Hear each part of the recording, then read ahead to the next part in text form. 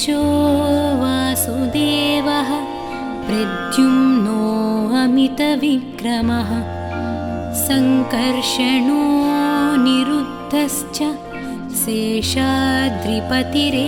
च जनार्दनः पद्मनाभो वेङ्कटाचलवासनः सृष्टिकर्ता जगन्नाथो माधवो भक्तवत्सलः गोविन्दो गोपतिः कृष्णः केशवो गरुडध्वजः वराहो वामनश्चैव नारायणाधोक्षजः श्रीधरः पुण्डरीकाक्षः सर्वदेवस्तुतो हरिः श्रीनृसिंहो महासिंहः सूत्राकारः पुरातनः रमानाथो महीभर्ता भूधरः पुरुषोत्तमः चोळपुत्रप्रियः शान्तो ब्रह्मादीनां वरप्रदः श्रीनिधिः सर्वभूतानां भयत्कृद्भयनाशनः श्रीरामो रामभद्रश्च भवबन्धैकमोचकः भूतावासो गिरिवासः श्रीनिवासः श्रियः पतिः अच्युतानन्तगोविन्दो विष्णुर्वेङ्कटनायकः सर्वदेवैकशरणं सर्वदेवैकदैवतं समस्तदेवकवचं सर्वदेवशिखामणिः इतीदं कीर्तितं यस्य विष्णोरमिततेजसः त्रिकाले यः पठेन्नित्यं पापं तस्य न विद्यते राजद्वारे पठेद्घोरे सङ्ग्रामे रिपुसङ्कटे भूतसर्पपिशाचादिभयं नास्ति कदाचन